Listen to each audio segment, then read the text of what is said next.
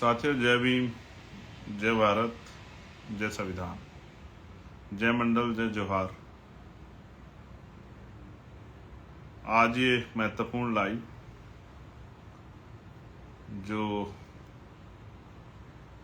जिसके जरिए आपसे बात हो जाएगी और कितना आसान बना दिया सोशल मीडिया ने कि विदेश में बैठे लोग भी आसानी से मेरी बात को सुन सकते हैं। मैं जब यूएस दौरे पे गया था तो बहुत सारे साथी ऐसे थे, बहनें, भाई, माताएं, जो लोग कहते थे कि हम आपकी सारी बातों को सुनते हैं। कभी उसके लिए बहुत पैसे लगते थे, लेकिन अब ये इतना आसान हो गया। तो मैं ज़्यादा देर नहीं करता, मैं सभी महापुरुषों को याद करता हूँ, जिन महापुरुषों ने हमें जानवरों के जीवन से इंसानों का जीवन दिया है। और जो आज का महत्वपूर्ण लाइव है वो विशेषकर 21 जुलाई 2015 जब भीम आर्मी की स्थापना हुई थी,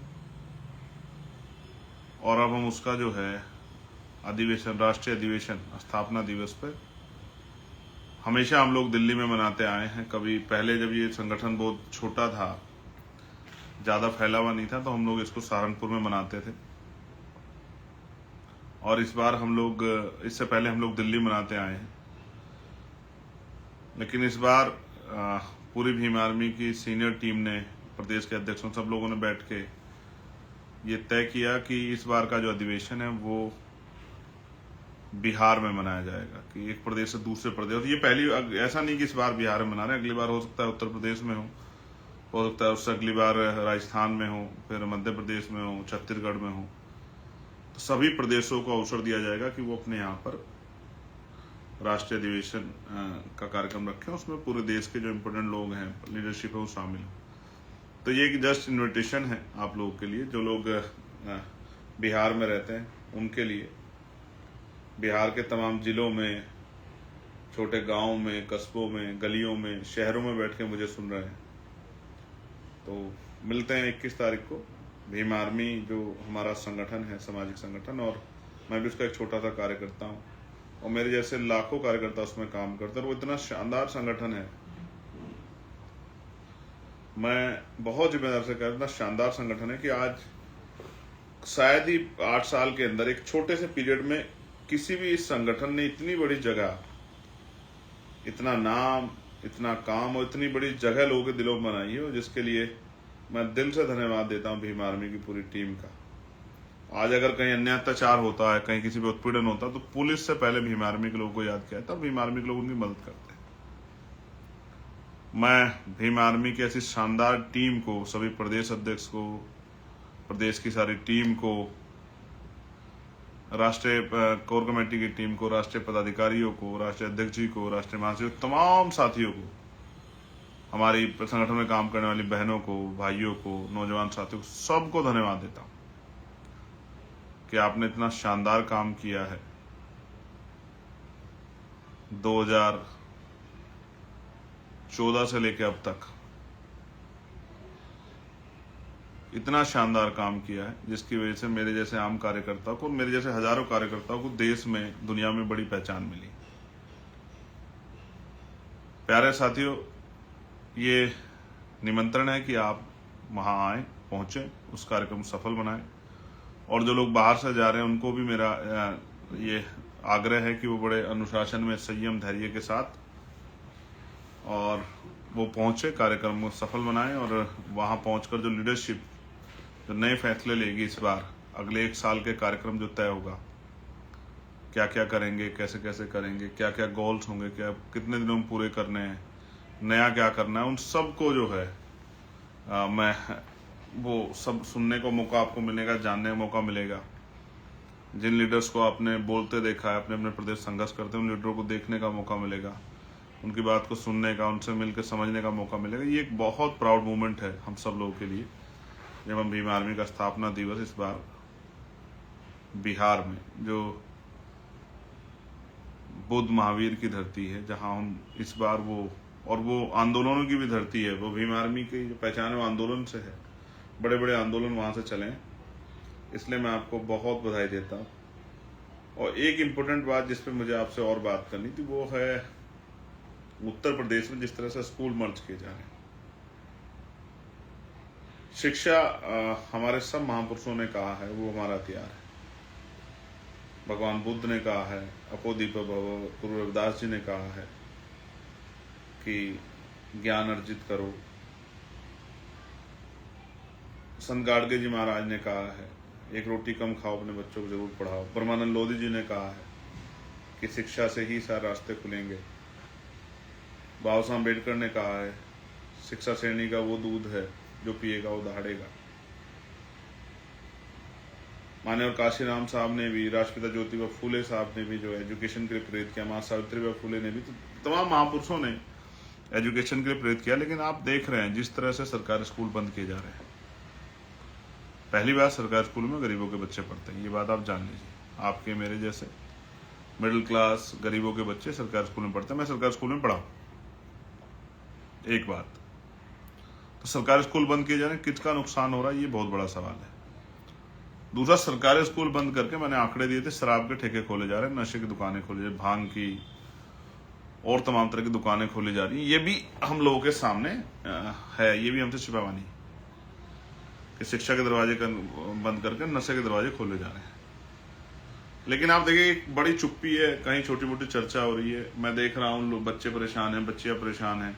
आज मेरे लोकसभा क्षेत्र नगीना में जो है बिजनौर जिले में एक गाड़ी का एक्सीडेंट हुआ, जो बच्चे पढ़ने के लिए जा रहे थे कि एक बच्चे के दोनों हाथ टूटे हैं, एक और बच्चे का हाथ टूटा है, किसी का जबड़ा टूटा है, घुटना टूटा है, बहुत नुकसान हुआ है। स्कूल बंद किए जा रहे हैं, टीचर्स परेशान है, बच्चे परेशान है, उनके परिवारजन परेशान है कि शिक्षा नहीं मिलेगी तो कैसे काम चलेगा।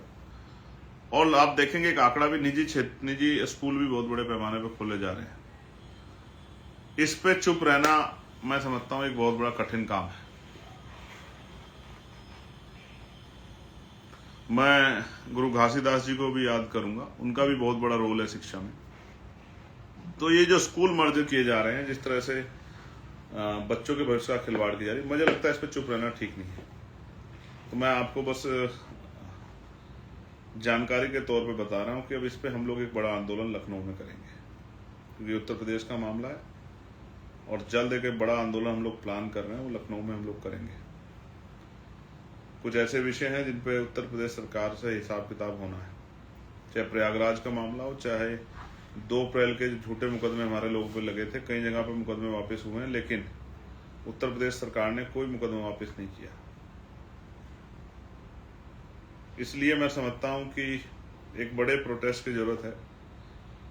विषय तो कई है, जैसे बिजली का निजीकरण किया जा रहा है, लेकिन इंपोर्टेंट है एजुकेशन खत्म हो जाएगी तो सब खत्म हो जाएगा। तो अपने बच्चों के स्कूल बचाने, छोटे छोटे बच्चे हैं, गरीब लोग कहां से भेजेंगे अपने बच्चों को प्राइवेट स्कूल में? उनकी सुरक्षा की जिम्मेदारी कौन लेगा? किसी का दूर जाते हुए सड़क एक्सीडेंट हो जाता है, किसी के साथ कोई हादसा हो तो कौन लेगा जिम्मेदारी? सरकार आंख बंद करके काम कर रही है सिर्फ पूंजीपतियों को फायदा देने के लिए। इसलिए हमने निर्णय लिया है कि इसके खिलाफ एक बड़े प्रोटेस्ट को हम लोग करेंगे और वो लखनऊ में होगा। इसलिए आपकी जानकारी में बात रखनी जरूरी है कि आप कमर कस लें उत्तर प्रदेश के साथियों, कि हम इस लड़ाई को मजबूती से लड़ें और उन स्कूलों को जो बंद किए जा रहे हैं उनको रोकवाने का काम करें। हालांकि हमारे कदम के बाद कई और पार्टियां भी इस तरह कदम उठाने का प्रयास करेंगी, वो अच्छी बात है, उनको करना चाहिए। लेकिन हम अपना जो कर्तव्य है राजनीतिक दल का और समाज सेवा का और गरीबों के हितैषी होने का, उस कर्तव्य का निर्वहन करेंगे। हाउस में, पार्लियामेंट में भी मैं इस मामले को बहुत जोर शोर से उठाऊंगा, ये इस बात का भी मैं आपको विश्वास दिलाता हूं। लेकिन अभी मैं आपसे कह रहा हूं कि उत्तर प्रदेश के साथी कमर कसने बड़ी संख्या में हमें इस आंदोलन को सफल बनाना लखनऊ में। इसकी जल्दी तारीख मीटिंग के जरिए, जिले के जरिए आप लोगों को मिल जाएगी।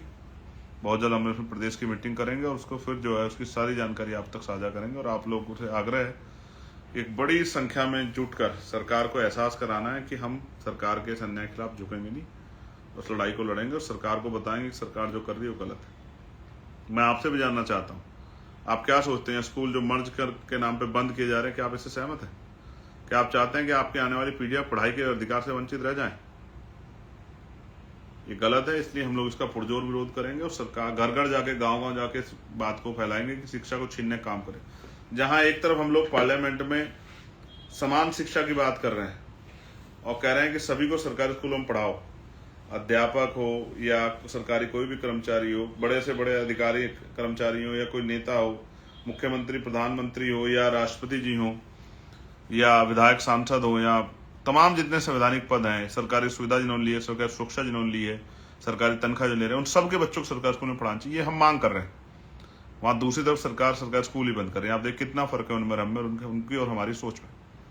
हम शिक्षा को बचाना चाहते हैं और वो शिक्षा को छीनना चाहते हैं गरीबों से। इसलिए आपको 21 जुलाई को बिहार में पटना में निमंत्रण कि आप आइए भीम आर्मी के स्थापना दिवस में, और फिर उत्तर प्रदेश के साथ से कमर कसिए एक बड़े आंदोलन को मजबूती से करने के लिए। बहुत बहुत धन्यवाद। जय भीम, जय भारत, जय संविधान, जय मंडल, जय जोहार। भारतीय सेना जिंदाबाद, हमारे अर्धसैनिक बल जिंदाबाद, हमारी पुलिस जिंदाबाद, भारत की महान जनता जिंदाबाद, गरीब नौजवान किसान महिला जिंदाबाद।